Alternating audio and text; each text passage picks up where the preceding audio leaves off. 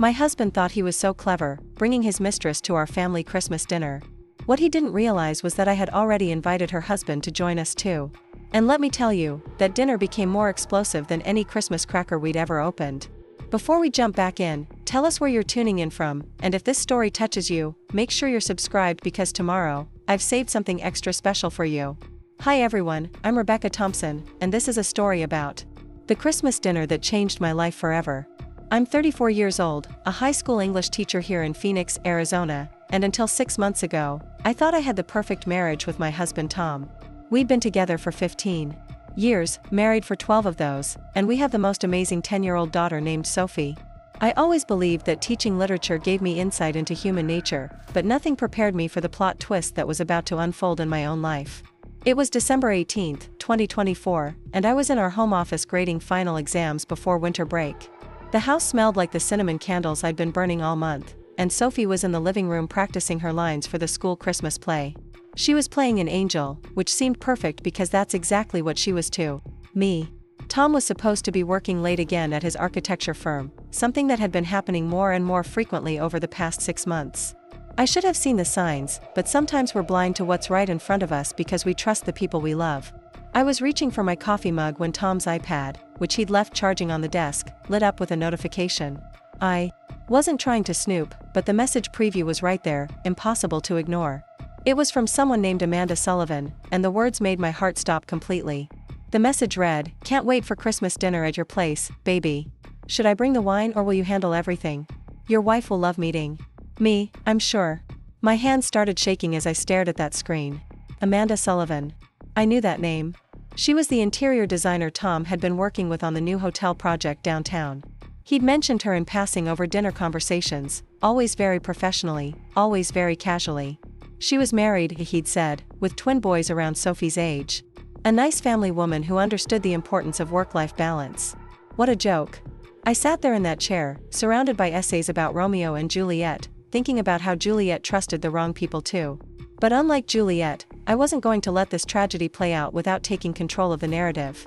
I carefully took photos of the message with my phone, then started scrolling through their conversation history.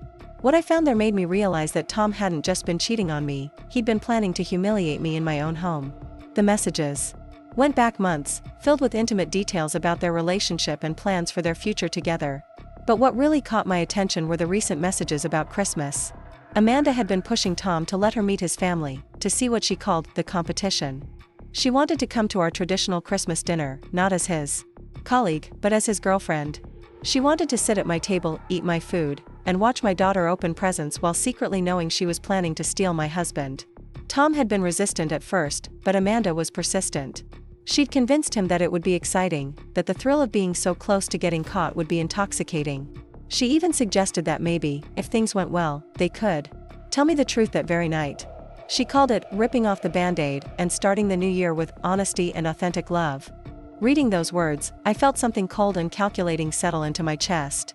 These two people were planning to destroy my daughter's Christmas, break up our family, and do it all while I served them dinner like some kind of unwitting accomplice. They thought I was just Tom's naive little wife who would smile and nod and accommodate whatever he wanted. They were about to learn how wrong they were. I heard Sophie laughing at something on her tablet in the living room, and that sound reminded me of what was really at stake here. This wasn't just about my marriage or my pride.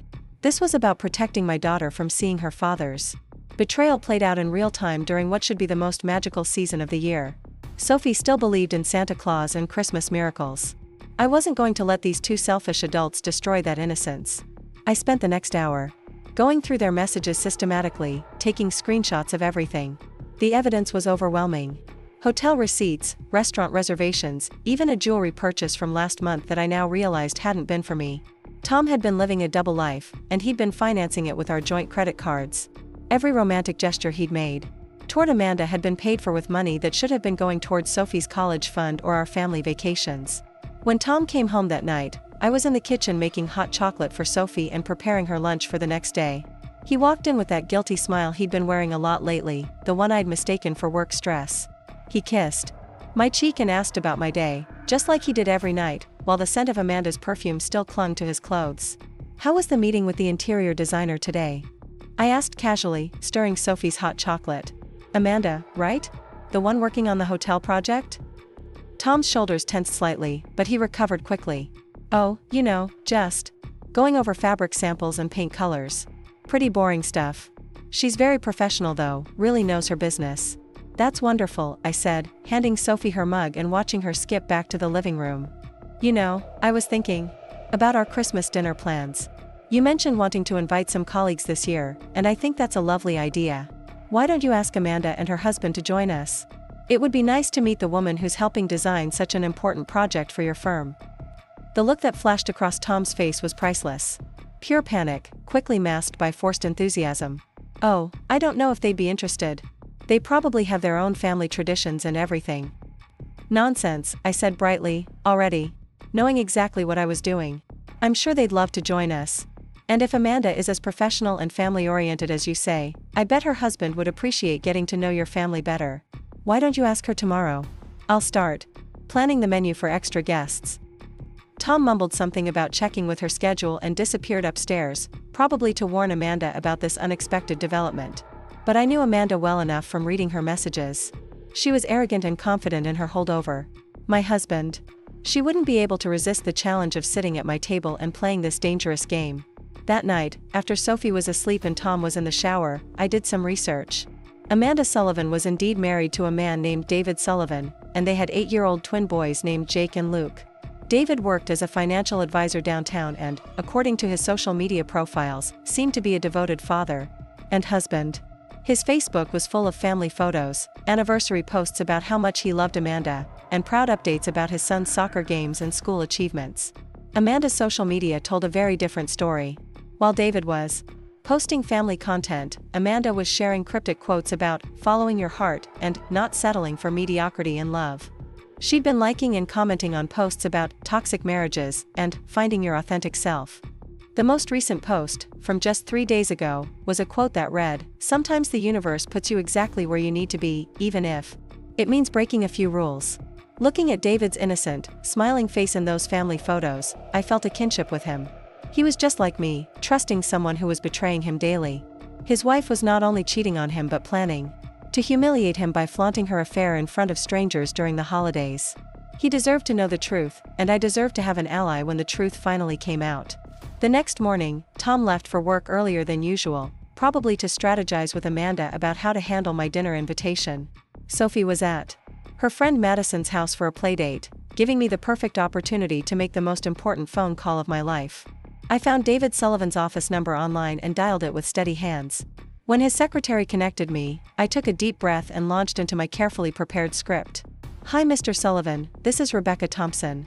I hope you don't mind me calling your office, but I got your number from your wife Amanda's business card. My husband Tom works with Amanda on the downtown hotel project, and I wanted to extend a personal invitation to you and your family for Christmas dinner." There was a moment of silence, then David's warm voice came through the phone. "Oh, that's very kind of you, Mrs. Thompson. Amanda mentioned working with your husband, but she didn't say anything about a dinner invitation. When were you thinking?" "December 23rd, around 6 in the evening. It's just going to be a casual family dinner, nothing fancy. Tom speaks so highly of Amanda's work, and I thought it would be lovely for our families to meet. Amanda seems like such a dedicated professional, and I'm sure she gets that work ethic from having such a supportive family behind her." David's voice brightened considerably. "That sounds wonderful. Amanda has been working such long hours lately on this project. It would be great for her to relax and enjoy some family time. Should we bring anything? Wine, dessert, a side dish?" "Just yourselves," I said, marveling at how genuinely nice he sounded. "Oh, and please bring Jake and Luke if you'd like. My daughter Sophie is 10, so she'd love to meet boys close to her age. We have a game room in the basement that kids seem to enjoy." "They would love that," David said with real enthusiasm. "Thank you so much for thinking of us, Mrs. Thompson. This is exactly the kind of thing Amanda needs right now. She's been so stressed about work that she barely talks about anything else anymore." After I hung up, I sat in the quiet kitchen feeling a strange mixture of sadness and satisfaction. David Sullivan sounded like a genuinely good man who loved his wife and children. He had no idea that Amanda's work stress was actually the strain of maintaining an affair, or that her long hours were being spent in hotel rooms with my husband. In less than a week, his world was going to be turned upside down, just like mine had been. But I also felt empowered in a way I hadn't experienced in months. For too long, I'd been living in Tom and Amanda's lie, accommodating their deception. Without even knowing it. Every time Tom came home late, every time he was distracted during family dinner, every time he claimed to be too tired for conversation or intimacy, I'd made excuses for him. I'd been enabling their relationship by being the understanding wife who didn't ask too many questions. Now I was taking control of the narrative. Tom thought he was manipulating me into hosting his mistress for dinner, but I was the one pulling the strings. Amanda thought she was going to waltz into my home and assert her dominance over my family, but she was walking into a trap of her own making. And David was going to get the truth he deserved, even if he didn't know he needed it yet. When Tom came home that evening, I was in the kitchen preparing Sophie's favorite dinner of spaghetti and meatballs. Sophie was at the table working on a Christmas card for her teacher, her tongue poking out slightly in concentration the way it always did when she was focused on something important. "Daddy," she called out when Tom walked in. "Guess what? Mommy's planning the best Christmas dinner ever. She said you invited work friends and everything." Tom's smile looked painful as he ruffled Sophie's hair. "That's great, sweetheart. Did you have a good day at Madison's?" While Sophie chattered about her playdate, Tom caught my eye and raised his eyebrows questioningly. I waited until Sophie was distracted by her art supplies before speaking. "I called Amanda's husband today," I said casually, as if I were discussing the weather. "David seems lovely. They're going to join us for Christmas dinner, and they're bringing their twin boys. I thought Sophie would enjoy having other children around." The color drained from Tom's face so quickly I thought he might faint. "You called her husband?" "Of course. It would have been rude to invite Amanda without including her family, don't you think? Especially during the holidays." David was so appreciative of the invitation. "Apparently Amanda has been working such long hours on your project that they haven't had much family time lately. He's looking forward to a relaxing evening with friends." Tom opened and closed his mouth several times without making any sound. Sophie, oblivious to the tension, looked up from her Christmas card. "Daddy, are you okay? You look like you did. That time you ate too much Thanksgiving turkey and got sick." "I'm fine, sweetheart," Tom managed, his voice strained. Preparing and narrating this story took us a lot of time, so if you are enjoying it, subscribe to our channel, it means a lot to us. Now back to the story. Just thinking about work stuff. That night, after Sophie was asleep, Tom tried to convince me to uninvite David and the boys. He claimed it would be too many people and overwhelming for Sophie. He suggested that maybe Amanda could come to a different dinner, perhaps after the holidays when things were less hectic. I listened to his increasingly desperate suggestions with the same pleasant smile I'd worn all day. "But Tom, I already invited them. It would be incredibly rude to uninvite them now. Besides, I'm looking forward to meeting Amanda properly. You talk about her work so much that I feel like I already know her." The irony of that statement wasn't lost on me. I did know Amanda, probably better than Tom realized. I knew she was selfish enough to pursue a married man with a child. I knew she was manipulative enough to convince that man to bring her into his family home. And I knew she was arrogant enough to think she could sit at my table and play games with my daughter's emotional well-being. Over the next few days, I threw myself into Christmas preparations with an energy that surprised even me. I ordered a larger turkey, planned elaborate side dishes, and decorated the house more extensively than I had in years. Sophie was delighted by my enthusiasm, and even started inviting her stuffed animals to imaginary dinner parties in preparation for our real guests. I also started paying closer attention to Tom's behavior.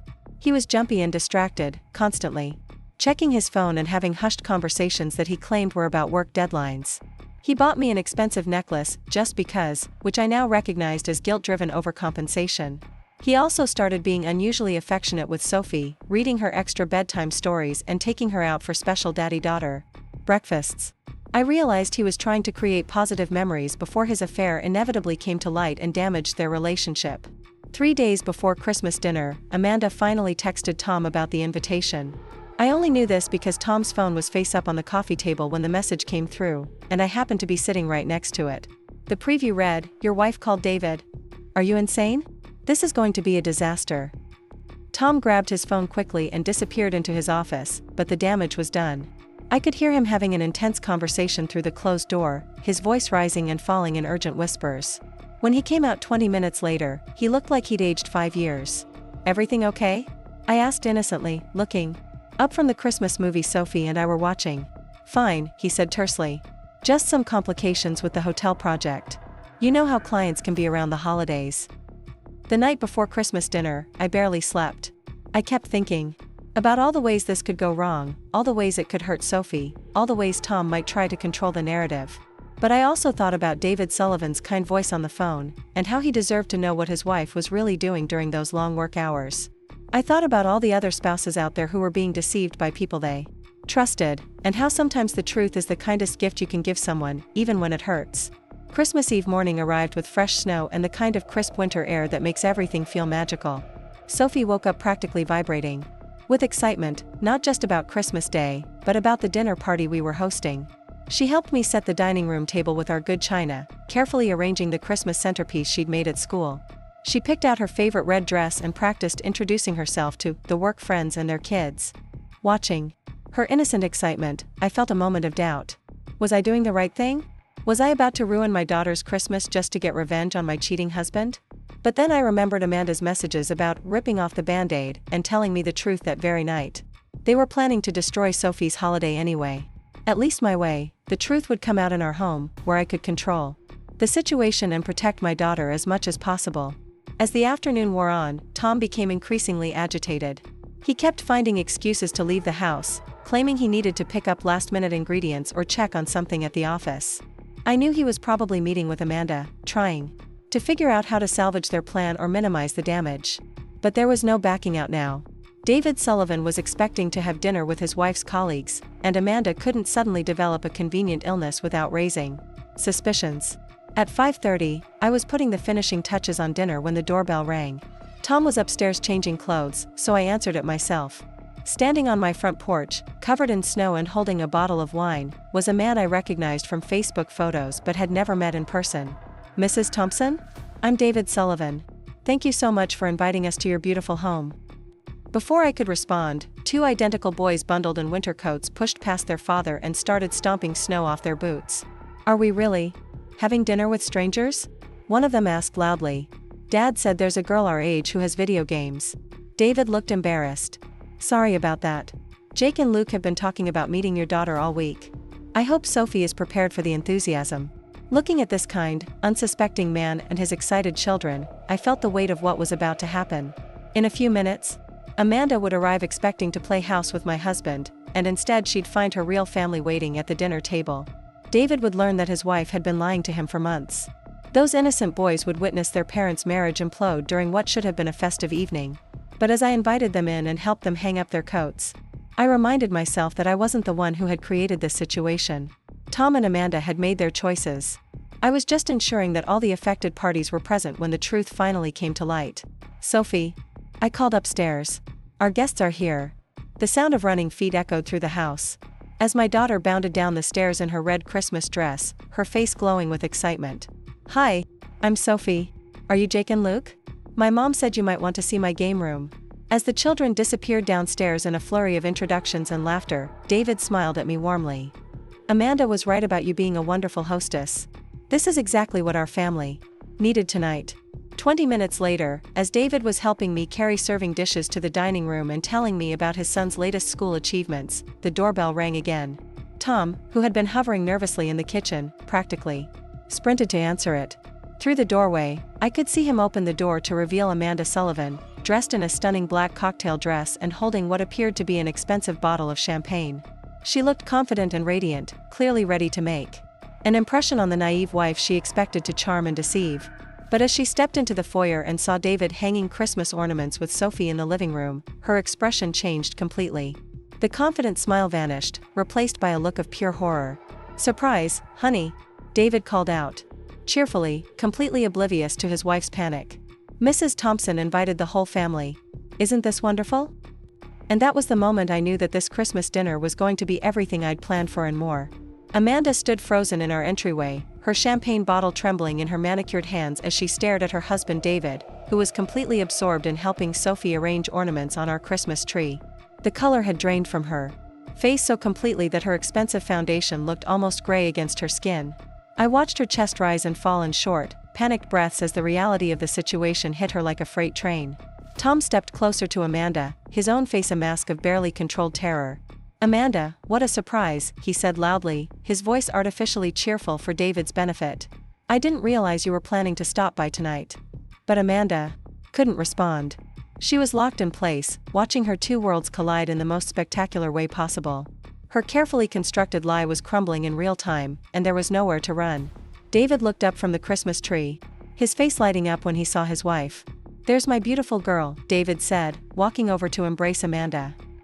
"I was just telling Mrs. Thompson how much you've been looking forward to a relaxing evening away from work. You look absolutely stunning, honey." Amanda's body was rigid as David kissed her cheek, her eyes darting between Tom and me like a trapped animal looking for an escape route. When David pulled back to look at her face, concern immediately replaced his joy. "Are you feeling all right? You look pale. I hope you're not coming down with something before Christmas." "I'm fine," Amanda managed to whisper, her voice barely audible. "Just surprised to see you here." David laughed, the sound warm and genuine. "Mrs. Thompson called my office and invited our whole family. She wanted to meet the woman who's been working so hard on the hotel project with her husband. Wasn't that thoughtful? The boys are already downstairs playing video games with Sophie. They're having a blast." I stepped forward, extending my hand to Amanda with a smile that probably looked more predatory than welcoming. "You must be Amanda. I'm Rebecca Thompson. It's so wonderful to finally meet you properly. Tom talks about your work constantly. He's always saying how talented and dedicated you are, how you go above and beyond for every project." Amanda's hand was ice cold and slightly damp with perspiration when she shook mine. Her eyes, which I'd seen sparkling with confidence in her social media photos, now looked like those of a deer caught in headlights. She opened her mouth to speak, but no words came out. Tom jumped into the silence with forced enthusiasm. "Well, now that everyone's here, why don't we all move into the living room? Rebecca's prepared an amazing dinner, and I'm sure everyone's hungry." But David was still studying his wife's face with growing concern. "Amanda, are you sure you're okay? You seem really shaken up. Did something happen at work today?" This question seemed to unlock something in Amanda's throat. "Work," she repeated, her voice gaining a bit of strength. "Yes, work has been very stressful lately. The hotel project has been consuming all of my time and energy. Sometimes I feel like I barely know who I am anymore outside of work." The irony of her statement wasn't lost on me. She barely knew who she was because she'd been living a double life for months, pretending to be a dedicated wife and mother while secretly planning to destroy another family. But David took her words at face value, his expression softening with sympathy. "I know, sweetheart. That's exactly why this dinner is so perfect. You need to remember that there's more to life than work. You have a family who loves you, friends who care about you. This project won't last forever, but we will." Amanda's eyes filled with tears, though I couldn't tell if they were from guilt, fear, or genuine emotion at her husband's kindness. Tom looked like he might vomit at any moment, his face a sickly green color that clashed horribly with his red Christmas sweater. Sophie came bounding up from the basement with Jake and Luke close behind her, their faces flushed with excitement. From whatever game they'd been playing. "Mom, the boys want to know if they can see my room after dinner. I told them about my dollhouse, and they think it's cool even though they're boys." "That sounds wonderful, sweetheart," I said, smoothing down Sophie's hair. "But first, let's all sit down for dinner. I've made plenty of food for everyone." As we moved toward the dining room, I caught Amanda trying to catch Tom's eye, probably hoping for some kind of signal about how to handle this disaster. But Tom was studiously avoiding looking at her, focusing instead on making small talk with David about the weather and holiday traffic. The dining room looked perfect, exactly as I'd planned it. The table was set with our best china and crystal glasses, the candles were flickering warmly, and the smell of turkey and all the traditional fixings filled the air. Under normal circumstances, it would have been a picture-perfect family Christmas dinner. Instead, it felt like the set of a psychological thriller. I had deliberately arranged the seating to maximize the tension. David sat at one end of the table, with Amanda to his right and Tom to his left.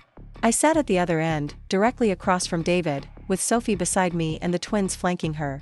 This meant that Amanda and Tom were sitting directly across from each other, forced to maintain their charade while their respective spouses sat mere inches away. As I served the turkey and passed around the side dishes, I kept up a steady stream of cheerful conversation, asking David about his work as a financial advisor and the twins about their school activities. David was clearly a loving father who enjoyed talking about his sons, and Jake and Luke were typical 8-year-olds, full of energy and opinions about everything from their soccer teams to their favorite video games. Amanda remained largely silent, picking at her food and taking frequent sips of wine. Whenever David asked her a direct question, she gave short, vague answers that didn't invite follow-up. Tom wasn't much better, though he was making more of an effort to seem normal for the sake of appearances. "So Amanda," I said during a lull, In conversation, Tom tells me you're redesigning the entire interior of the downtown hotel. That must be such an exciting project. How did you two end up working so closely together? Amanda's fork clattered against her plate, and she quickly reached for her wine glass. It's just a professional collaboration, she said, her voice tight. Tom's firm designed the building structure, and my company handles the interior spaces. We coordinate on various elements to ensure everything flows together properly. That makes sense, David said, beaming with pride at his wife. Amanda has always been brilliant at seeing the big picture while managing all the tiny details. She can walk into any space and immediately envision how to make it beautiful and functional. Tom shifted uncomfortably in his seat. Yes, Amanda's very talented. She has a real eye for design. I bet you two spend a lot of time together going over plans and specifications, I continued innocently. It must be nice to work with someone who really understands your vision. This time it was Tom who nearly choked on his wine. We keep things very professional, he said quickly. Most of our communication is through email and formal meetings. Amanda shot him a look that could have cut glass, but David didn't notice because he was helping Luke cut his turkey into smaller pieces. Sophie, meanwhile, was completely absorbed in telling Jake about her school's Christmas play and didn't seem to pick up on any of the adult tension swirling around the table. Professional relationships can be so important, I mused, taking a delicate bite of my potatoes. Especially when you're working on something that requires such close collaboration. I imagine you two have spent many evenings working late together, making sure every detail is perfect. The temperature in the room seemed to drop several degrees. Amanda's breathing became shallow again, and Tom was gripping his napkin so tightly. His knuckles were white. David, oblivious to the undercurrents, nodded enthusiastically. Oh yes, Amanda's been working incredibly long hours on this project. She's barely been home before 9 or 10 most nights. Sometimes I worry she's pushing herself too hard, but she's so passionate about her work. She always says that great design requires sacrifice and dedication. Sacrifice, I repeated thoughtfully. What an interesting choice of words. I suppose every meaningful achievement requires us to give up something, doesn't it? Amanda's eyes met mine across the table, and for a moment, I saw a flash of recognition there. She understood that I knew. The question was whether she would try to brazen it out or come clean before the situation got even worse. Tom cleared his throat loudly. You know, David, I don't think we've ever talked about your work. Financial advising must be fascinating. Do you specialize in any particular type of clients? David was happy to be asked about his profession, and he launched into an explanation of his practice that focused on helping young families plan for their children's education and their own retirement. As he talked, I found myself genuinely liking this man. He was clearly intelligent, hardworking, and devoted to his family. He spoke about his clients with real care, explaining how he tried to help them make smart financial decisions that would secure their futures. Family security is so important, David continued. Amanda and I have always believed that trust is the foundation of everything. Trust between spouses, trust between parents and children, trust in the decisions we make for our futures. Without trust, you really don't have anything solid to build on. The irony was so thick you could cut it with a knife. Here was a man talking about trust as the foundation of family life, while his wife sat 3 feet away from him, having betrayed that trust in the most fundamental way possible. Amanda looked like she might be sick, her face now a disturbing shade of green. Sophie, who had been quietly listening to David's explanation, piped up with the kind of innocent question that children ask without understanding the implications. Mr. Sullivan, what happens when people break trust? Like, if someone lied about something really important? David smiled at her with the kind of warmth reserved for thoughtful children. That's a very good question, Sophie. I think that when trust is broken, it's very hard to fix. Some people can work through it if they're both willing to be honest and make changes, but sometimes the damage is too severe to repair. The most important thing is to always tell the truth, even when it's difficult. Even if the truth might hurt someone's feelings? Sophie asked, her young mind grappling with the concept. Especially then, David said gently. Because hiding the truth usually hurts much more in the long run than telling it right away. Lies have a way of growing bigger and more complicated over time. Amanda abruptly stood up from the table, her chair scraping loudly against the hardwood floor. Excuse me, she said, her voice barely controlled. I need to use the restroom. She practically fled from the dining room, leaving behind a confused silence. David looked concerned, while Tom appeared to be having some kind of internal crisis. The children didn't seem particularly bothered by the adult drama and continued eating their dinner. Is Mrs. Sullivan okay? Sophie asked with the straightforward concern of a child. She looked really sad. David's frown deepened. I think she might not be feeling well, sweetheart. Sometimes adults get overwhelmed by work stress, and it can make them feel sick. Maybe she needs some fresh air, I suggested helpfully. Tom, why don't you go check on her? You know her well enough from working together. Maybe you could help her feel better. Tom looked trapped, clearly not wanting to leave the table but unable to refuse without seeming rude. He mumbled something about checking on a colleague and followed Amanda's path toward the hallway where the powder room was located. The moment Tom disappeared, David turned to me with genuine worry in his eyes. I have to apologize for Amanda's behavior tonight. She's been so stressed about this hotel project that I think it's affecting her more than she wants to admit. She's usually much more social and outgoing than this. Oh, please don't apologize, I said, refilling his wine glass. I completely understand work stress. Teaching can be demanding too, especially around the holidays when you're trying to wrap up the semester while managing all the Christmas activities. Sometimes the pressure just builds up until it has to come out somehow. Exactly, David said, looking relieved that I understood. Amanda's been working on this project for months, and I think she's put so much pressure on herself to make it perfect that she's forgotten how to relax and enjoy life. She used to love meeting new people and having dinner parties. Now she barely wants to go out at all. I made sympathetic noises while internally marveling at how completely David had been deceived. He thought his wife's changed behavior was due to work stress, when in reality it was the strain of maintaining an affair. All those nights she'd been too tired to socialize were probably nights she'd spent with Tom. All those cancelled plans and declined invitations were likely because she was busy with her secret relationship. Jake looked up from his plate where he'd been arranging his green beans into some kind of pattern. Dad, why has Mom been so weird lately? She keeps getting phone calls and going to the other room to talk. And yesterday I heard her crying in the bathroom. David's face darkened with concern. She's been getting work calls at home? All the time, Luke chimed in. And she gets mad if we interrupt her when she's on the phone. She says it's important business stuff that kids wouldn't understand. I felt a pang of sympathy for these innocent boys who were clearly picking up on their mother's secretive behavior without understanding what it meant. Children are remarkably perceptive, even when adults think they're successfully hiding things from them. Well, David said slowly, after the holidays, I think your mom and I need to have a serious conversation about work-life balance. This project is clearly taking too much of a toll on her. From the hallway, we could hear the low murmur of urgent conversation, though the words weren't clear enough to make out. David glanced toward the sound, his frown deepening. They're probably just discussing some last-minute project details, I said smoothly. You know how it is when colleagues get together. Work talk just seems to happen naturally. But David was looking increasingly uncomfortable. It's Christmas Eve, he said quietly. Surely whatever they're discussing could wait until after the holidays. Sophie, who had been listening to the adults with the serious expression she got when trying to understand complicated things, suddenly brightened. Hey, Jake and Luke, do you want to see my room now? I have a really cool dollhouse that my grandma made for me, and I got some new furniture for it. The boys immediately perked up, apparently ready for a change of scenery. Can we, Dad? Jake asked. Of course, David said, though he still looked distracted by the ongoing conversation in the hallway. Just be careful with Sophie's things. As the children headed upstairs, chattering excitedly about dollhouses and video games, David and I were left alone at the dinner table. The silence felt heavy, punctuated by the continued murmur of voices from the hallway. Rebecca, David said finally, can I ask you something that might sound strange? My heart rate picked up, but I kept my voice calm. Of course. How well? Do you really know your husband's working relationship with Amanda? I mean, beyond what Tom has told you. This was it. The moment I'd been waiting for without really knowing it.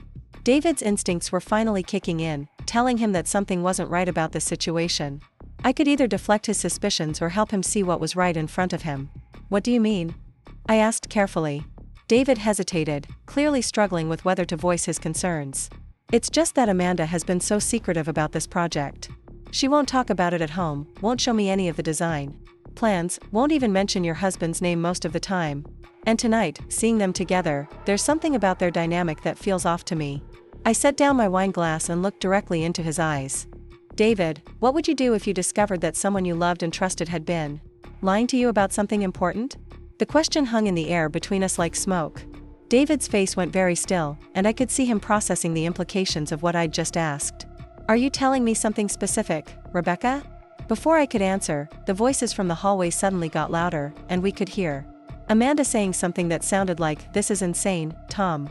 We have to tell them tonight." David's head snapped toward the sound, his expression shifting from confusion to something much sharper and more alert. "Tell us what tonight?" The timing couldn't have been more perfect if I'd orchestrated it myself. Tom and Amanda chose that exact moment to return to the dining room, both looking flushed and agitated. Tom's hair was messed up as if he'd been running his hands through it, and Amanda's lipstick was slightly smeared. "Sorry about that, Tom," said, his voice too loud and too cheerful. "Just had to discuss some urgent project details that couldn't wait." But David wasn't buying it anymore. He stood up slowly, his eyes moving back and forth between his wife and my husband. "On Christmas Eve? What kind of project details are so urgent that they can't wait until after the holidays?" Amanda and Tom exchanged a look that was full of panic. They realized that their hasty private conversation had only made things worse, not better. Amanda opened her mouth to speak, but David held up a hand to stop her. "Actually, before you answer that, I want to ask you both something else. How long has this professional collaboration been going on? Because based on what I'm seeing tonight, this doesn't look like any professional relationship I've ever witnessed." The room fell completely silent except for the sound of children's laughter drifting down from upstairs. Sophie and the twins were having a wonderful time playing together, completely unaware that the adult world was imploding just one floor below them. Tom tried to salvage the situation with more forced cheerfulness. "David, I think you might be misreading the situation here. Amanda and I work very closely together, sure, but everything has been completely appropriate and professional." "Professional," David repeated flatly. "Is it professional to have urgent conversations in private hallways during family dinners? Is it professional for my wife to refuse to discuss her work at home? Is it professional for her to take mysterious phone calls at all hours and then act secretive about who called?" Amanda finally found her voice, though it came out as barely more than a whisper. "David, please don't do this here." "Do what here?" David's voice was rising now, though he was clearly trying to control himself for the sake of the children upstairs. "Ask my wife to explain why she's been acting like a stranger for the past 6 months. Ask her why she suddenly can't talk about her work when she used to love sharing the details of every project." I remained silent, watching this confrontation unfold exactly as I'd hoped it would. This was David's moment of truth, and I wasn't going to interfere with his natural instincts. He deserved to discover the reality of his situation on his own terms. "And you," David continued, turning his attention to Tom. "How exactly does your wife feel about how much time you've been spending with my wife? Because if I were married to someone who was working this closely with another person's spouse, I'd want to know every detail of their professional relationship." Tom's face had gone from green to gray, and he looked like he might actually faint. "Rebecca understands that my work sometimes requires long hours and close collaboration with colleagues." "Does she?" David asked, looking directly at me. "Rebecca, are you comfortable with how much time your husband has been spending with my wife?" This was the moment I'd been building toward for days. I could feel the weight of everyone's attention on me, could sense that my answer would determine how the rest of this evening played out. I thought about Amanda's arrogant messages about ripping off the band-aid and telling me the truth. I thought about Tom's willingness to bring his mistress into our home and humiliate me in front of our daughter. And I thought about David's kind voice on the phone when I'd invited him to dinner. "To be honest, David," I said quietly, "I've been uncomfortable with their relationship for quite some time." The words hung in the air like a death sentence. David's face went through a series of expressions as he processed what I'd just said, moving from confusion to understanding to something much darker and more dangerous. Amanda made a small whimpering sound, like a wounded animal, while Tom looked like he was about to collapse entirely. "Uncomfortable how?" David asked, his voice deadly quiet now. The jovial family man who'd been helping Sophie with Christmas ornaments just an hour ago had vanished, replaced by someone I barely recognized. This was David in full protective mode, a husband and father who'd just realized his world might be built on lies. I took a careful sip of my wine, buying myself a moment to choose my words precisely. This was the pivot point of the entire evening, and I needed to handle it exactly right. Too much too fast, and they might be able to salvage the situation. With more lies. Too little, and David might convince himself he was imagining things. Well, I began slowly. There have been some things that didn't quite add up for me. Phone calls at odd hours, text messages that Tom seemed secretive about, changes in his schedule that he couldn't fully explain. And then tonight, seeing them together, watching their body language. I let my voice trail off meaningfully. David turned to look at his wife with new eyes, taking in her pale complexion, her trembling hands, the way she kept glancing toward the exit as if planning an escape route. "Amanda, I want you to tell me the truth right now. Is there something going on between you and Tom that goes beyond professional collaboration?" Amanda opened and closed her mouth several times without making a sound. Her carefully applied Makeup was starting to smudge around her eyes, and I could see sweat beading on her forehead despite the cool December evening. She looked trapped, cornered, desperate. "David, you don't understand," she finally managed to whisper. "It's complicated. The situation is much more nuanced than you're making it seem." "Nuanced," David repeated, his voice dripping with contempt. "My wife is calling her affair nuanced. How very sophisticated of you, Amanda." The word affair landed like a bomb in the middle of our elegant Christmas dinner. Tom actually staggered backward as if he'd been physically struck, while Amanda let out a sob that she quickly tried to muffle with her napkin. From upstairs, we could still hear the children laughing and playing, blissfully unaware that their parents' lives were disintegrating one floor below. Tom finally found his voice, though it came out hoarse and strained. "David, I think you're jumping to conclusions. Here. Yes, Amanda and I have developed a close working relationship, but that's all it is. Sometimes creative partnerships can look intimate to outsiders when they're really just professional intensity." David let out a harsh laugh that contained no humor whatsoever. "Professional intensity. Is that what we're calling it now?" He turned back to Amanda, his eyes blazing with hurt and anger. "How long, Amanda? How long have you been lying to me, to our children, to yourself?" Amanda was crying openly now, mascara streaming down her cheeks in dark rivulets. "David, please, not here. Not in front of Rebecca and with the children upstairs.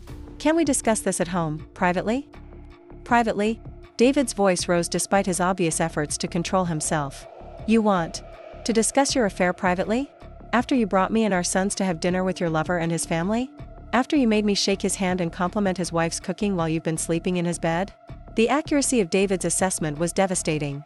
He'd put together the pieces of this puzzle with remarkable speed, probably because deep down he'd been noticing inconsistencies for months. Sometimes it takes an outside catalyst to help us acknowledge what we already know in our hearts. Tom tried one more desperate gambit. "Look, I think everyone needs to calm down and think rationally about this. We're all adults here, and we can work through any misunderstandings without destroying families and relationships." "Misunderstandings?" I spoke for the first time since dropping my bombshell, my voice carefully modulated to sound hurt but controlled. "Tom, is that what you're calling this? A misunderstanding?" Tom turned to me with pleading eyes, probably hoping I would help him minimize the situation somehow. "Rebecca, you know me. You know I would never do anything to deliberately hurt you or Sophie. If there have been boundaries that got blurred, we can address that and move forward." "Boundaries that got blurred," I repeated thoughtfully. "Is that how you describe taking your secretary to hotel rooms that you paid for with our joint credit card? Or is that how you describe the text messages where she called you baby and talked about your future together?" The silence that followed was so complete I could hear the grandfather clock ticking in the living room. Tom's face went white as he realized that I knew much more than I'd been letting on. Amanda looked at him with something approaching hatred, probably realizing that his carelessness with evidence had exposed them both. David spoke into the silence, his voice now completely flat and emotionless. "Hotel rooms. Future together. How long, Amanda?" Amanda was sobbing so hard now that she could barely speak. 6 months, she managed to choke out. "It started 6 months ago." 6 months, David repeated slowly. "So when you told me you were working late on the Patterson house renovation, you were actually with him. When you said you had to travel to Denver for the design conference, you were actually with him. When you came home and told me how exhausting your work was becoming, it was because you were lying to me every single day." The devastation in David's voice was heartbreaking.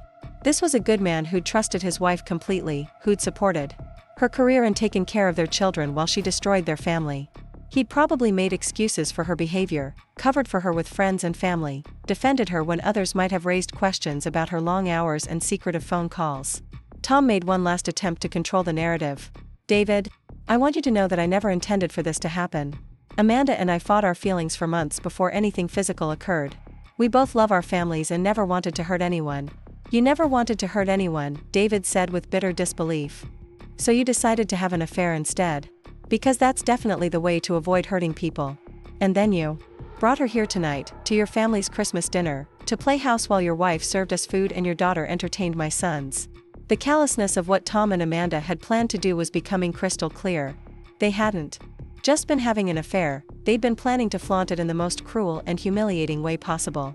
They'd wanted to see if they could get away with sitting at the same table as their spouses, sharing inside jokes and secret glances while David and I remained oblivious. "It wasn't supposed to happen this way," Amanda said through her tears. "We were going to tell you both tonight, after dinner. We were going to be honest about our feelings and ask for your understanding. Understanding, I said quietly, speaking to Amanda for the first time since the truth had come out. You wanted my understanding for the fact that you've been sleeping with my husband while I took care of his child and managed his household? Amanda flinched as if I'd slapped her. Rebecca, I know how this looks, but you have to believe that I never meant for it to become so complicated. Tom and I just connected on a level that neither of us had experienced before. Sometimes love happens when you least expect it. Love, David said, his voice cracking on the word. You're calling this love? What about your love for me, Amanda? What about your love for Jake and Luke? Did that just disappear when you connected with Tom? The children's laughter from upstairs seemed obscenely cheerful against the backdrop of their parents' disintegrating marriages. I thought about Sophie up there, showing off her dollhouse to the twins, having no idea that her father was a liar and a cheat who'd been planning to abandon her for another woman. Tom seemed to realize that the game was over, that there was no talking his way out of this disaster. His shoulders sagged as he looked around the room at the wreckage of what had been, just an hour ago, a pleasant family dinner. What happens now? He asked quietly. Now? David stood up from the table, his movements deliberate and controlled. Now I take my sons home and start the process of explaining to them why their mother won't be living with us anymore. Now I call my lawyer and file for divorce, citing adultery and emotional abandonment. Now I figure out how to rebuild my life as a single father while my wife moves in with her boyfriend. Amanda let out a fresh sob at the word boyfriend, probably because it reduced her grand romance to something tawdry and cheap. But that's exactly what it was. She'd thrown away her marriage and her children's security for the thrill of a secret relationship with a married man. David, please, Amanda begged. We can work through this. We can go to counseling, we can rebuild our trust. I'll end things with Tom completely. I'll do whatever it takes to save our marriage. David looked at her with something that might have been pity. Amanda, you sat at this table tonight and listened to me talk about trust being the foundation of everything, while you were planning to humiliate me with your lover. You brought our children into this house to play with his daughter while you carried on your affair right under everyone's noses. There's no coming back from that level of betrayal. I found myself impressed by David's clarity in the face of such devastating news. He wasn't bargaining or pleading or trying to find ways to salvage the unsalvageable. He was looking at the situation with clear eyes and making rational decisions about how to protect himself and his children. Tom turned to me with desperate eyes. Rebecca, I know I've made terrible mistakes, but we can work through this too. I love you and Sophie. I always have. This thing with Amanda was a mistake, a temporary insanity. It's over now, and we can rebuild if you're willing to try. I looked at my husband of 12 years, this man who'd helped me raise Sophie, who'd shared my bed and my dreams and my daily life, and felt absolutely nothing. No anger, no sadness, no lingering love. Just a cold, clear understanding that he was a stranger to me now, someone whose judgment and character I could never trust again. Tom, I said calmly, you just spent the last hour sitting at our dinner table lying to David's face while his wife sat next to you. You brought your mistress into our home on Christmas Eve and planned to tell me about your affair in front of our daughter and her children. You used our money to pay for hotel rooms where you cheated on me. And now you want me to believe that you love me and that this was all just a mistake? Tom's face crumpled as he realized that I wasn't going to be the understanding, forgiving wife he'd apparently expected me to be. It was a mistake, Rebecca. The biggest mistake of my life. But people make mistakes, and sometimes those mistakes can make relationships stronger if both people are willing to work on them. You're right that people make mistakes, I agreed. But this wasn't a mistake, Tom. This was a series of deliberate choices you made over 6 months. You chose to pursue Amanda. You chose to lie to me every day. You chose to spend our money on your affair. You chose to bring her here tonight to humiliate me in my own home. Those weren't mistakes. Those were choices, and they tell me everything I need to know about who you really are. The sound of footsteps on the stairs interrupted our conversation, and suddenly Sophie appeared in the doorway with Jake and Luke behind her. They all looked flushed and happy from their playtime, completely unaware of the adult drama that had been unfolding below them. Mom, can Jake and Luke stay for dessert? Sophie asked brightly. I told them about your famous chocolate cake, and they really want to try it. The contrast between her innocent enthusiasm and the wreckage of the adult relationships around her was almost unbearable. I looked at David, who was struggling to compose himself before facing his sons. Amanda had turned away, trying to hide her tear-streaked face from the children. Actually, sweetheart, David said with remarkable composure, we need to head home now. It's getting late, and we have Christmas morning preparations to finish. Jake and Luke looked disappointed but didn't argue with their father. They thanked me politely for dinner and told Sophie they'd had fun playing with her. As they gathered their coats, I could see David whispering instructions to them about waiting in the car while he finished talking to the adults. Once the children were outside, David turned back to Amanda one final time. "I'll have my lawyer contact you tomorrow about custody arrangements and asset division. Until then, I don't want you in the house. You can stay in a hotel or with friends, but you're not coming home tonight." Amanda's composure finally broke completely. "David, you can't keep me from my children. They need their mother, especially during the holidays." "Their mother should have thought about that before she decided to destroy their family," David replied coldly. "Don't worry, I won't poison them against you. But I also won't pretend that what you've done is acceptable or that there won't be consequences for your choices." With that, David walked out of our house and out of our lives, leaving behind a silence that felt both devastating and liberating. Through the window, I could see him buckling his sons into his car, probably trying to figure out how to explain why Mommy wouldn't be coming home with them. Tom and Amanda stood in my foyer looking lost and broken, like actors who'd forgotten their lines in the middle of a play. The confident, scheming couple who'd planned to manipulate this evening to their advantage had been reduced to two people who'd lost everything that mattered. "I should go," Amanda said quietly, her voice hoarse from crying. "David's right. I can't go home tonight." She gathered her purse and coat with shaking hands, moving like someone in a trance. As she reached the door, she turned back to Tom with an expression I couldn't quite read. "This is all your fault," she said with sudden venom. "If you hadn't been so careless with your phone, if you hadn't insisted on bringing me here tonight, if you'd just been willing to wait until after the holidays to tell them, none of this would have happened." Tom stared at her in shock. "My fault? Amanda, we made these decisions together. We both chose to have this affair, and we both chose to handle it this way. I never wanted to hurt David like this," Amanda continued, her grief turning to anger. "I never wanted to traumatize my children. That was your idea, your plan to make it some kind of grand romantic gesture by telling our spouses together on Christmas Eve." I watched this exchange with fascination, seeing how quickly their united front was crumbling under pressure. When everything was going according to plan, they'd been a team. Now that their scheme had backfired spectacularly, they were turning on each other like rats in a sinking ship.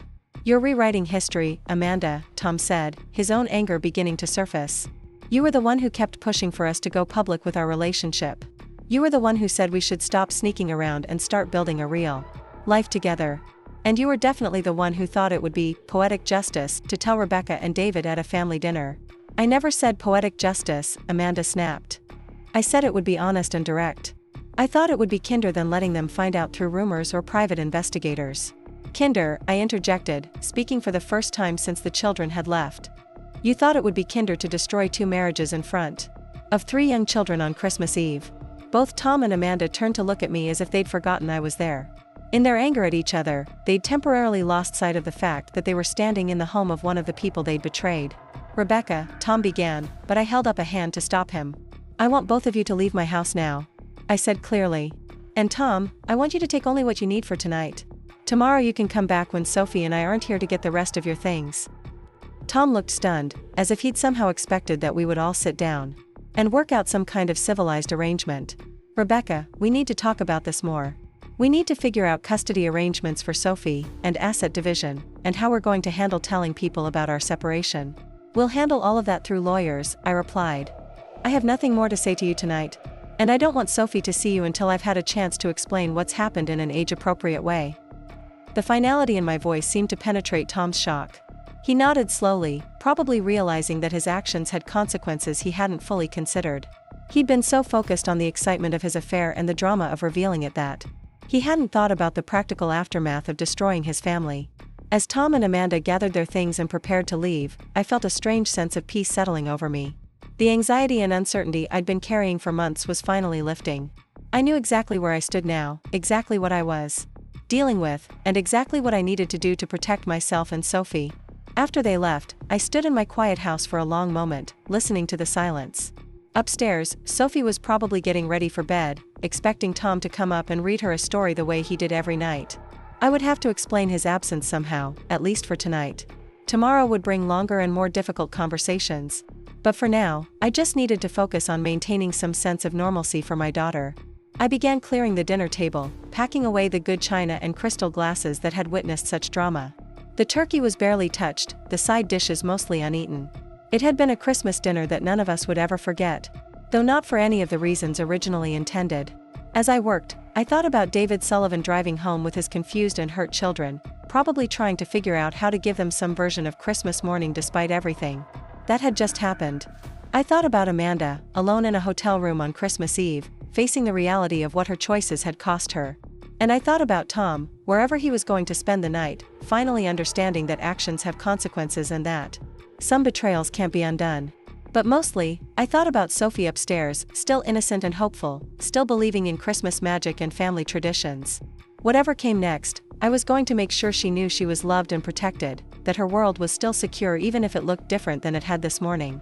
The house felt different already, lighter somehow, as if a weight I hadn't realized I was carrying had been lifted. It was going to be a very different Christmas than any of us had planned, but it was going to be honest. And after months of living in a lie, honesty felt like the greatest gift I could give myself and my daughter. The weeks following that catastrophic Christmas dinner unfolded like watching dominoes fall in slow motion. Each day brought new revelations, new consequences, and new clarity about just how deep Tom and Amanda's deception had run. What I discovered through their careless text messages turned out to be just the tip of an iceberg that had been growing beneath the surface of our lives for months. 3 days after Christmas, while Sophie was still staying with my sister, to give me time to process everything, I received a call from David Sullivan. His voice sounded tired but oddly peaceful when he spoke. "Rebecca, I wanted to thank you for what you did at dinner the other night. I know it couldn't have been easy to orchestrate something like that, knowing it would hurt so many people." I was surprised by his gratitude. "David, I wasn't trying to hurt anyone. I just thought we both deserved to know the truth." "We did," he agreed. "And the truth is that our spouses were planning to humiliate us in the most cruel way possible. If you hadn't intervened when you did, they would have gone through with their plan to announce their affair at your family's Christmas dinner, probably right in front of the children." The thought still made me sick. Reading through more of Tom and Amanda's messages after they'd left that night, I discovered that their original plan had been even worse than I'd realized. They'd wanted to wait until after dessert, when the children were playing and David and I were relaxed and happy, and then drop their bombshell as their twisted version of a Christmas gift to each other. "I found something else you should know about," David continued. "I hired a private investigator to document everything for the divorce proceedings, and he discovered that Amanda had been using our joint credit card to pay for more than just hotel rooms. She'd been shopping for lingerie, expensive dinners, even a weekend trip to Sedona that she told me was a work conference. She spent over $15,000 of our money on her affair." The number hit me like a physical blow. $15,000 was more than half of what Tom and I had saved for Sophie's college fund. It was the cost of a family vacation we'd been planning for summer, the down payment on the new car we'd been discussing. Amanda had stolen that money from her own children's future to fund her selfish romance. Tom did the same thing, I told David. My lawyer found charges for jewelry, restaurant bills, even a spa weekend that I definitely never went on. They were living like millionaires while we stayed home managing their responsibilities. David let out a bitter laugh. The spa weekend was Valentine's Day. Amanda told me she was going with her sister for some bonding time. Meanwhile, I stayed home with the twins and made them breakfast in bed because they were sad that mommy couldn't be there for the holiday. The cruelty of it was breathtaking. While David had been being a devoted father and trying to make up for Amanda's absence, she'd been living it up with my husband on stolen money. While I'd been managing Tom's dry cleaning and making sure his favorite meals were ready when he came home, tired from work, he'd been planning romantic getaways with another woman. Over the next several weeks, more details emerged that painted an even clearer picture of how extensively we'd been deceived. Amanda had told David that she was working late most evenings, but her actual work schedule showed that she'd been leaving the office by 4 o'clock on most of those days. Tom had claimed to be traveling for business on several occasions when he'd actually taken personal days that he'd hidden from me. They'd created elaborate fictional work scenarios to explain their absences, their secretive phone calls, and their sudden lifestyle changes. The most devastating discovery came when I was going through Tom's home office to gather documents for my lawyer. Hidden in the back of his desk drawer, I found a folder containing printouts of apartment listings, furniture catalogs, and even school district information for areas across town. Tom and Amanda hadn't just been having an affair, they'd been planning their future life together down to the smallest details. One of the apartment listings had handwritten notes in Amanda's careful script, perfect for the boys' visits, walking distance to Sophie's potential school, good space for home office. They'd been planning to blend their families, to force our children into their twisted version of happiness while David and I dealt with the wreckage they'd left behind. "You're rewriting history, Amanda," Tom said, his own anger beginning to surface. "You were the one who kept pushing for us to go public with our relationship. You were the one who said we should stop sneaking around and start building a real life together. And you were definitely the one who thought it would be poetic justice to tell Rebecca and David at a family dinner. I never said poetic justice, Amanda snapped. I said it would be honest and direct. I thought it would be kinder than letting them find out through rumors or private investigators. Kinder, I interjected, speaking for the first time since the children had left. You thought it would be kinder to destroy 2 marriages in front of 3 young children on Christmas Eve. Both Tom and Amanda turned to look at me as if they'd forgotten I was there. In their anger at each other, they'd temporarily lost sight of the fact that they were standing in the home of one of the people they'd betrayed. Rebecca, Tom began, but I held up a hand to stop him. I want both of you to leave my house now, I said clearly. And Tom, I want you to take only what you need for tonight. Tomorrow you can come back when Sophie and I aren't here to get the rest of your things. Tom looked stunned, as if he'd somehow expected that we would all sit down and work out some kind of civilized arrangement. Rebecca, we need to talk about this more. We need to figure out custody arrangements for Sophie, and asset division, and how we're going to handle telling people about our separation. We'll handle all of that through lawyers, I replied. I have nothing more to say to you tonight. And I don't want Sophie to see you until I've had a chance to explain what's happened in an age-appropriate way. The finality in my voice seemed to penetrate Tom's shock. He nodded slowly, probably realizing that his actions had consequences he hadn't fully considered. He'd been so focused on the excitement of his affair and the drama of revealing it that he hadn't thought about the practical aftermath of destroying his family. As Tom and Amanda gathered their things and prepared to leave, I felt a strange sense of peace settling over me. The anxiety and uncertainty I'd been carrying for months was finally lifting. I knew exactly where I stood now, exactly what I was dealing with, and exactly what I needed to do to protect myself and Sophie. After they left, I stood in my quiet house for a long moment, listening to the silence. Upstairs, Sophie was probably getting ready for bed, expecting Tom to come up and read her a story the way he did every night.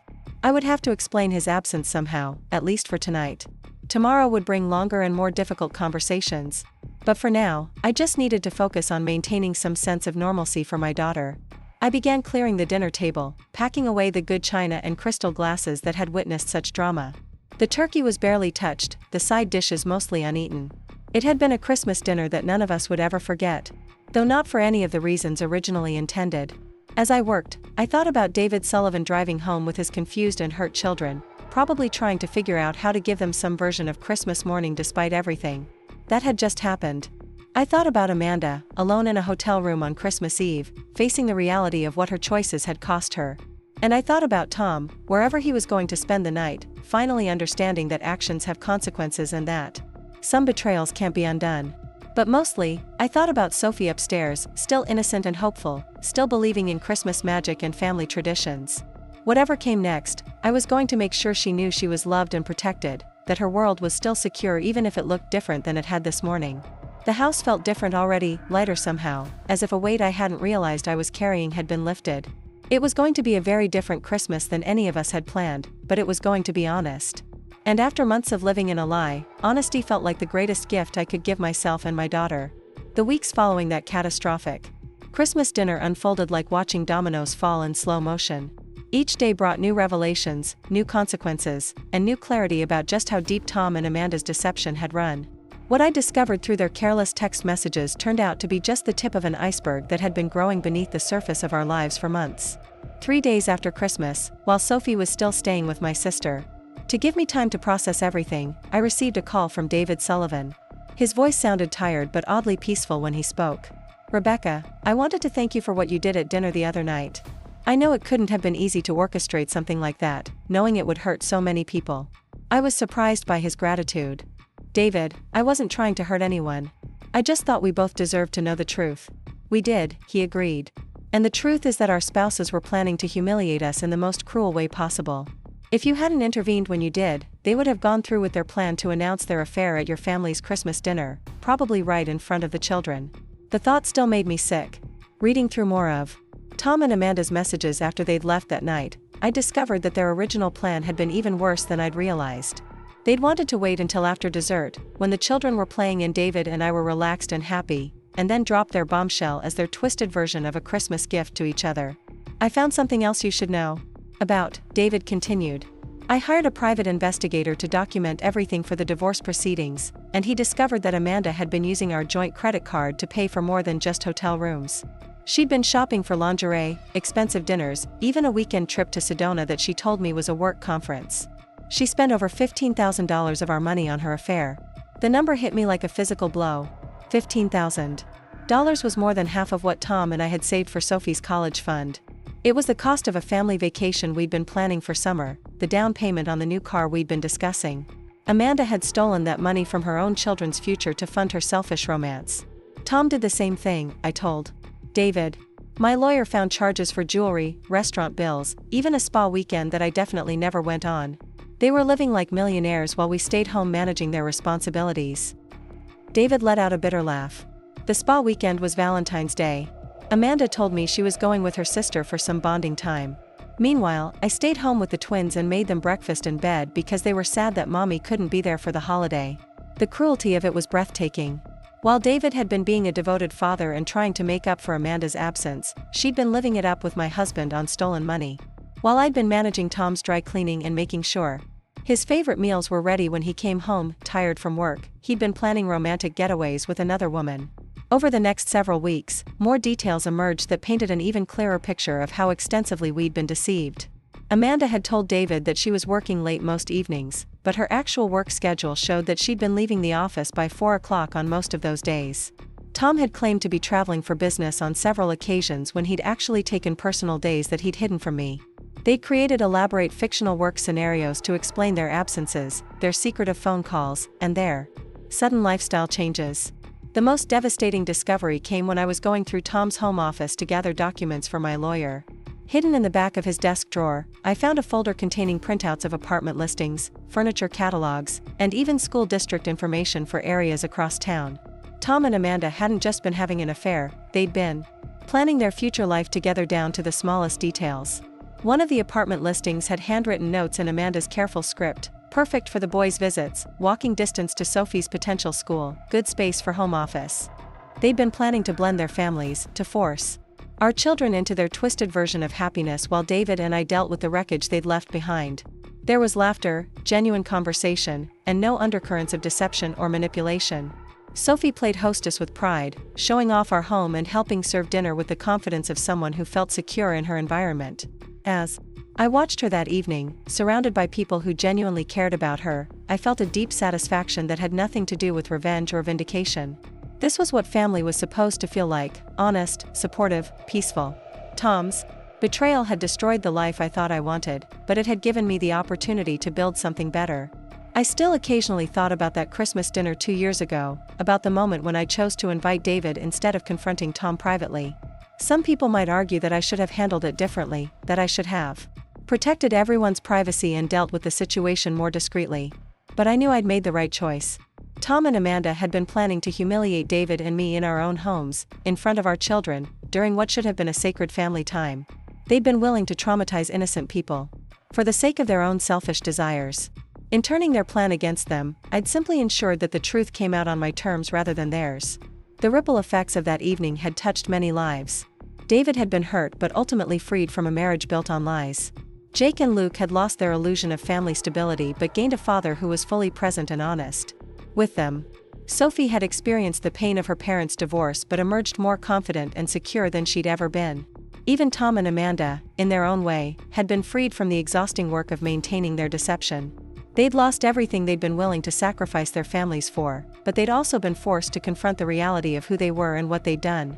Whether they'd learned anything from that confrontation was up to them. As for me, I discovered a strength I didn't know I possessed. For months, I'd been living in Tom's version of reality, making excuses for his behavior and accommodating his needs while my own instincts screamed that something was wrong. That Christmas dinner had been my declaration of independence from his manipulation, my refusal to be a victim of his choices. Now, 2 years later, I was living proof that sometimes the worst thing that happens to you can also be the best thing. Losing Tom had been devastating, but it had also been liberating. His betrayal had shattered my illusions about our marriage. But it had also freed me to build a life based on truth rather than comfortable lies. The house that had once echoed with tension and unspoken resentment now rang with Sophie's laughter and my own sense of peace. The future that had once seemed predetermined by Tom's choices was now entirely mine to shape. The woman who had once accommodated and enabled had become someone who protected her own interests and her daughter's well-being with fierce determination. Sometimes, when I was feeling particularly philosophical, I even felt grateful to Tom and Amanda for their spectacular betrayal. If they'd been smarter about their affair, if they'd been more careful with their evidence and more considerate in their planning, I might have discovered the truth months or even years later. By then, the damage to Sophie and me might have been much worse. Instead, their arrogance and selfishness had given me the perfect opportunity to expose them on my own terms, in my own home, with witnesses present to confirm what had happened. They'd handed me everything I needed to protect myself and Sophie, and they'd done it while thinking they were manipulating me. In the end, that Christmas dinner had been exactly what I'd planned for it to be, a moment of truth that changed everything. It just hadn't changed things in the way anyone expected. Tom and Amanda had thought they were orchestrating their grand romantic revelation. Instead, they'd orchestrated their own downfall and given David and me the gift of freedom from their lies. Years later, when Sophie was older and could understand the full complexity of what had happened, I would tell her about the choice I'd made that Christmas Eve. I would explain how sometimes protecting the people you love requires making difficult decisions that others might not understand. I would teach her that truth, even when it's painful, is always preferable to living in someone else's deception. But for now, it was enough that she was happy, secure, and surrounded by honest love. It was enough that our home was a place of peace rather than tension. It was enough that we'd both learned the difference between accommodation and self-respect, between family obligation and genuine care. That Christmas dinner had been the end of one story and the beginning of another. The ending had involved loss and pain and the destruction of illusions I'd held dear. But the beginning had brought me everything I'd actually needed: truth, strength, independence, and the unshakable knowledge that I could protect myself and my daughter from anyone who tried to harm us. Sometimes the best revenge is simply refusing to be a victim. Sometimes the greatest gift you can give yourself is the courage to face the truth, no matter how much it hurts. And sometimes, when you're brave enough to tear down what's false, you discover that what's real is infinitely more valuable than what you thought you were losing. 3 years had passed since that transformative Christmas dinner when my carefully orchestrated revelation had blown apart not just one marriage, but two. The ripple effects of that evening continued to unfold in ways I could never have anticipated, creating a complex web of consequences, healing, and unexpected new beginnings that would reshape multiple lives in profound ways. The most surprising development came 18 months after the divorce was finalized. David Sullivan had called me on a Thursday evening in late spring, his voice carrying an excitement I hadn't heard since before he'd learned about Amanda's affair. We'd maintained our friendship over the months, meeting occasionally for coffee, and sharing the unique bond of two people who'd survived similar betrayals, but this call felt different somehow. "Rebecca, I have some news that might sound strange, but I wanted you to hear it from me first," he said, and I could hear him pacing in the background. "I've been offered a promotion at work, but it would require relocating to Seattle. The position is everything I've been working toward for years, and the salary increase would mean I could finally buy the house I've always dreamed of for the boys." I felt an unexpected pang of loss at the thought of David moving away. Over the past year and a half, he'd become one of my closest friends, someone who understood the particular challenges of rebuilding your life after such a devastating betrayal. We'd supported each other through the difficult moments, celebrated small victories together, and provided each other with a perspective that nobody else in our lives could offer. "That sounds like an amazing opportunity," I managed to say, genuinely happy for him despite my own mixed feelings. "When would you need to move?" "That's the thing," David continued, and I could hear the smile in his voice now. "The position doesn't start until September, which gives me the summer to get the boys ready for the transition. But Rebecca, there's something else. I've been thinking about this for weeks, and I need to ask you something important." The pause that followed felt loaded with possibility and uncertainty. I found myself holding my breath, wondering what direction this conversation was about to take. "Would you and Sophie consider coming with us?" "Not romantically," he added quickly, probably sensing my surprise through the phone. "I mean, not unless that's something you'd be interested in exploring eventually. But practically speaking, Seattle would be a fresh start for all of us. Sophie could attend one of the best school districts in the country, you could find teaching positions that actually value your skills, and the boys already adore her. We could be a support system for each other while we all build new lives." The proposition was so unexpected that I actually sat down on my kitchen stool, my mind racing through the implications. Moving across the country with David and his sons would mean leaving behind everything familiar, but it would also mean leaving behind all the painful memories and complicated social dynamics that still lingered in Phoenix. It would mean starting completely fresh in a place where nobody knew our history. "David, that's incredibly generous of you to even think of us that way. But are you sure you've thought this through? Moving across the country together would be a huge commitment, and if things didn't work out, we'd all be stuck in a difficult situation. I have thought it through, he said firmly. Rebecca, you and Sophie have become family to us in ways that have nothing to do with romance or convenience. Jake and Luke talk about Sophie constantly, and honestly, some of my happiest moments over the past year have been the times when all 5 of us were together. Whether we ever become anything more than friends, I can't imagine facing a major life change like this without having you both as part of it. The conversation continued for another hour as we discussed the practical details of such a massive undertaking. David had clearly been planning this for weeks, researching schools for all 3 children, looking into housing options that could accommodate our unconventional family structure, and even investigating job opportunities for me in the Seattle area. That night, after I'd tucked Sophie into bed, I sat in my living room thinking about the unexpected turn my life had taken. 3 years ago, I'd been a woman trapped in a marriage built on lies, accommodating a husband who was systematically betraying me while I managed his household and raised his daughter. Now I was being invited to relocate across the country by a man who valued my friendship, respected my independence, and wanted to build a future that included both Sophie and me as integral parts. The contrast was remarkable, and it made me realize how much my standards and expectations had changed. Tom had always made me feel like I should be grateful for whatever attention and consideration he was willing to give me. David made me feel like I was someone worth planning a future around, someone whose happiness and well-being mattered as much as his own. When I discussed the possibility with Sophie the next morning, her reaction was immediate and enthusiastic. "Mom, that would be amazing. I love Jake and Luke, and Seattle seems so cool from what I've seen in movies. Plus, Mr. Sullivan is really nice, and he always listens to what we kids actually want instead of just deciding things for us." Her observation about David's parenting style was particularly insightful. Unlike Tom, who had always treated Sophie more like an inconvenience to be managed than a person to be respected, David consistently included all 3 children in appropriate decision-making processes. He asked for their input on family activities, respected their preferences about food and entertainment, and made sure they felt heard and valued in their daily lives. Over the following weeks, David and I had numerous conversations about logistics, expectations, and boundaries. We agreed that we would maintain separate households initially, close enough for the children to move freely between them but far enough apart to preserve everyone's independence. We discussed financial arrangements, childcare responsibilities, and how we would handle questions from the children about the nature of our relationship. The most important conversation centered on our commitment to honesty with the children, about what we were and weren't promising them. All 3 kids had already experienced the trauma of their parents' marriages falling apart, and we were determined not to create false hopes or unrealistic expectations about our family structure. "We're going to be a family of choice," David explained to Jake and Luke one evening while Sophie and I listened from the kitchen. "That means we're choosing to be together because we care about each other and want to support each other, not because we have to be together or because society expects it. Rebecca and Sophie are choosing to be part of our family, and we're choosing to be part of theirs." Sophie looked at me with eyes that were much older than her 11 years. "Is this what you want, Mom? Not what you think I want or what would be good for me, but what you actually want for yourself?" The question caught me off guard with its directness and maturity. Sophie had learned, through our family's trauma, to distinguish between authentic desires and accommodating behavior. She'd watched me transform from someone who constantly adjusted herself to fit other people's needs into someone who prioritized her own well-being alongside her daughters, and she wanted to make sure I wasn't slipping back into old patterns. "Yes, sweetheart," I told her honestly. "This is what I want.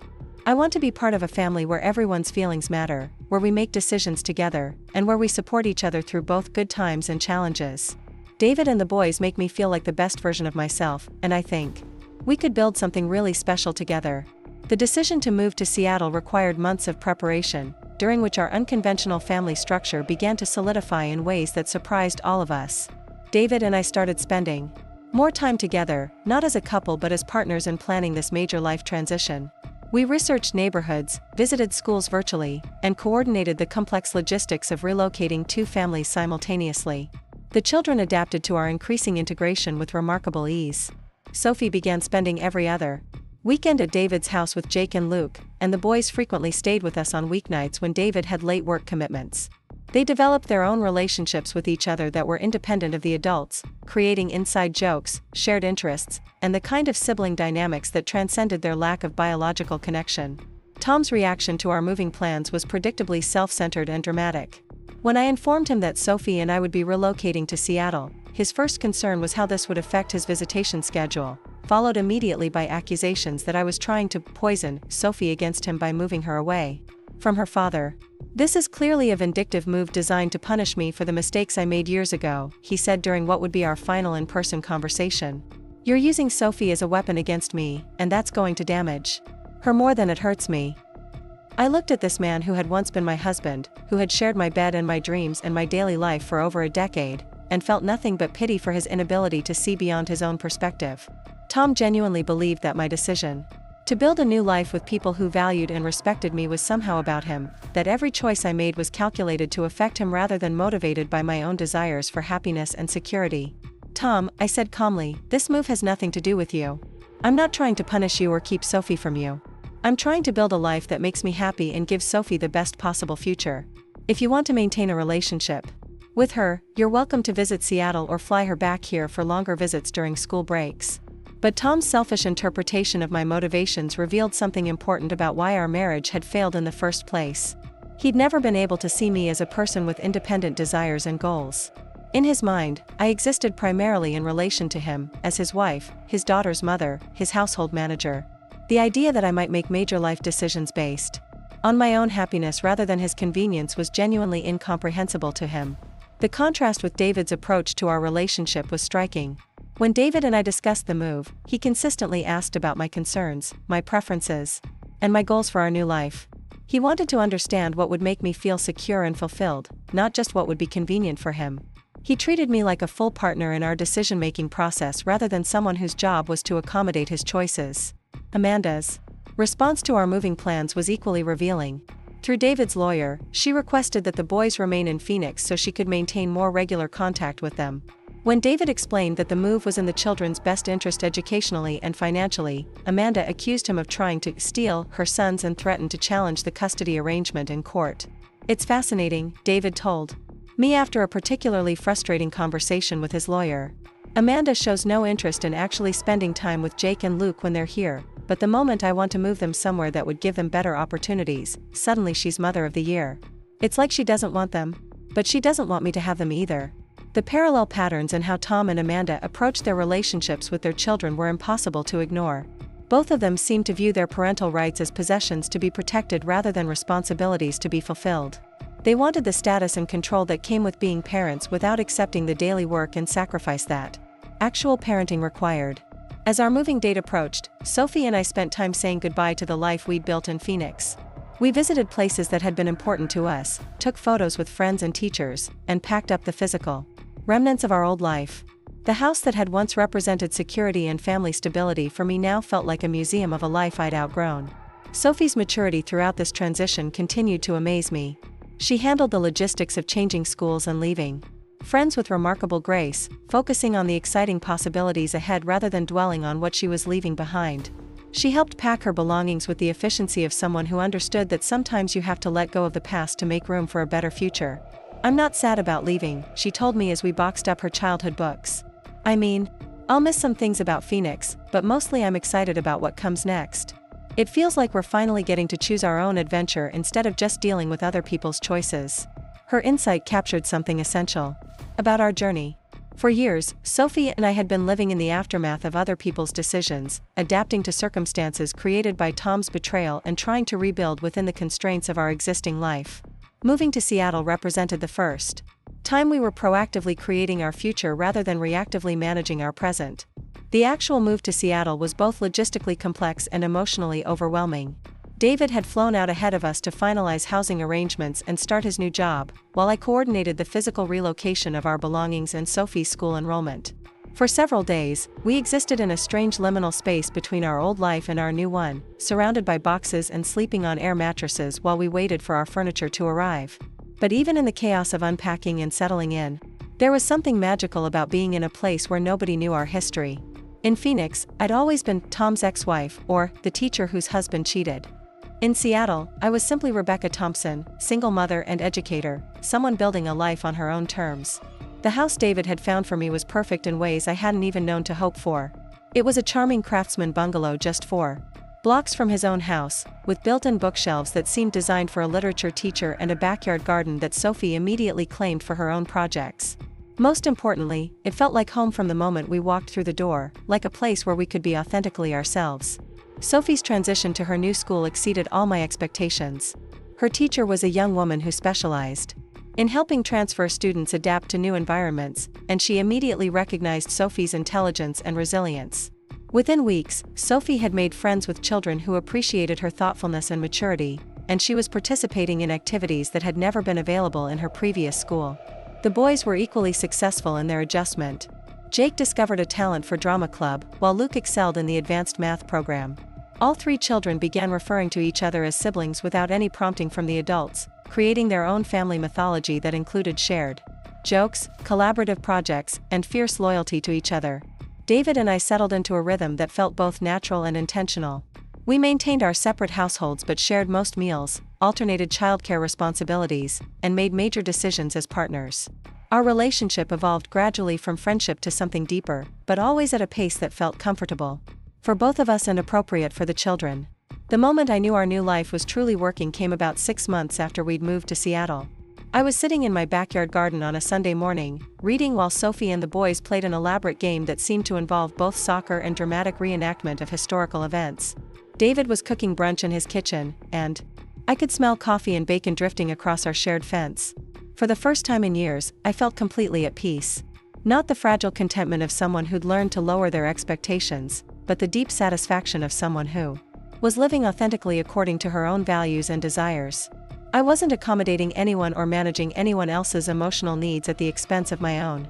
I was simply being myself in community with people who valued and supported that authentic self. That evening, as we sat around David's dinner table, sharing stories about our week, Sophie made an observation that captured the essence of what we'd built together. "You know what I love most about our family," she said, looking around at all of us. "Nobody has to pretend to be different than they really are. We all just get to be ourselves, and everyone else is okay with that." Her words reminded me of Amanda's letter to Tom, where she'd written about prioritizing authentic love over societal expectations. The irony was that Amanda had completely misunderstood what authentic love actually looked like. She'd confused selfish desire with authenticity, thinking that following her impulses regardless of their impact on others was somehow more honest than honoring her commitments. Real authenticity, I'd learned, wasn't about doing whatever felt good in the moment. It was about being true to your deepest values and highest aspirations, even when that required discipline and sacrifice. It was about building relationships based on mutual respect and genuine care rather than manipulation and accommodation. Our unconventional family structure wasn't perfect. We faced challenges around boundaries, decision-making authority, and how to handle questions from outsiders about the nature of our relationship. But we addressed these challenges through honest communication and mutual respect, treating each other as full human beings whose feelings and perspectives mattered equally. 2 years after moving to Seattle, David and I made the decision to get married, not because we felt pressured by social expectations or legal convenience, but because we wanted to formalize our commitment to building a life together. The wedding was a small ceremony in our backyard, officiated by David's pastor and attended by our children, my sister's family, and a few close friends we'd made in Seattle. Sophie served as my maid of honor, wearing a dress she'd chosen herself and carrying a bouquet of flowers from our garden. Jake and Luke were David's best men, proud and serious in their matching suits. The ceremony itself was simple and meaningful, focused on the promises we were making to each other and to our blended family. The most touching moment came during the exchange of vows, when David and I included promises not just to each other, but to all 3 children. We promised to prioritize their well-being, to listen to their perspectives, to support their individual growth, and to maintain the family culture of honesty and respect we'd all worked together to create. After the ceremony, as we sat around our backyard celebrating with cake and laughter, I thought about the journey that had brought us to this moment. It had begun with betrayal and heartbreak, with the discovery that my marriage was built on lies and my husband's willingness to humiliate me in my own home. But it had led to something infinitely more valuable, a family built on choice rather than obligation, love rather than accommodation, truth rather than convenience. Tom had remarried the previous year to a woman he'd met through a dating app, someone young enough to be impressed by his stories about his complicated divorce and sympathetic to his narrative about being the victim of a vindictive ex-wife. His new wife seemed pleasant enough during the brief video calls when Sophie spoke with him, but I could see the familiar patterns emerging in their relationship. Tom was already training her to accommodate his needs and accept his version of reality without question. Amanda had never remarried. According to David, she'd struggled with a series of unsuccessful relationships and continued to blame everyone else for the consequences of her choices. She maintained minimal contact with Jake and Luke, sending birthday cards and occasional gifts but showing little interest in their actual lives and development. The contrast between their lives and ours wasn't lost on me. Tom and Amanda had sacrificed stable, loving families for the thrill of a secret romance, and they'd ended up with neither the families nor the lasting love they'd thought they were pursuing. David and I had built something sustainable and meaningful by prioritizing honesty, respect, and genuine care for each other's well-being. Our story had become something of a legend among our friends and acquaintances in Seattle. People were fascinated by how we'd met and how we'd managed to create such a functional blended family out of the wreckage of our previous marriages. Some saw us as proof that good things could come from terrible situations, while others viewed us as an inspiration for prioritizing authentic relationships over social conventions. But for me, the most important audience for our story was Sophie. I wanted her to grow up understanding that she had choices about how to structure her life and relationships, that she didn't have to accept treatment that didn't align with her values, and that it was possible to recover from even devastating betrayals if you were willing to do the hard work of rebuilding. "Mom," Sophie said to me on the eve of her 16th birthday, "I want you to know that I'm proud of the way you handled everything with Dad and Amanda. I know it must have been scary to blow up your whole life like that, but I'm glad you chose truth over staying comfortable." Her words brought tears to my eyes, not because I needed her approval, but because I could see that she'd internalized the most important lessons from our family's journey. She understood that sometimes protecting the people you love requires making difficult choices that others might not understand. She'd learned that accommodation and peacekeeping are not the same thing as love, and that real security comes from being valued for who you actually are rather than how well you meet other people's expectations. As I reflected on the 8 years that had passed since that transformative Christmas dinner, I felt a deep gratitude for the path my life had taken. The betrayal that had once seemed like the worst thing that could happen to me had actually been the catalyst for the best thing, the opportunity to build a life based on my own values and surrounded by people who genuinely cared about my happiness and well-being. David and I were planning to renew our wedding vows for our 5th anniversary, this time with all 3 children as active participants in the ceremony. Sophie was applying to colleges with the confidence of someone who'd been raised to believe in her own worth and capabilities. Jake was pursuing his passion for theater with the support of adults who celebrated his creativity rather than trying to redirect it. Luke was developing into a thoughtful young man with a strong sense of justice and empathy. Our family wasn't perfect, but it was real. We built something authentic and sustainable out of honesty, mutual respect, and genuine affection. We'd proven that it was possible to recover from betrayal and create something beautiful from the ashes of what had been destroyed. That Christmas dinner 8 years ago had been the end of one story and the beginning of another. The ending had involved loss and pain and the destruction of illusions I'd held dear. But the beginning had brought me everything I'd actually needed. The courage to demand honesty, the strength to protect myself and my daughter, and the wisdom to recognize authentic love when it finally appeared in my life. Sometimes the worst betrayal becomes the greatest blessing, not because suffering is inherently valuable, but because it can force us to examine our lives with clarity and make changes we might never have had the courage to make otherwise. Sometimes, losing what we thought we wanted gives us the space to discover what we actually need. Up next, you've got 2 more standout stories right on your screen. If this one hit the mark, you won't want to pass these up. Just click and check them out.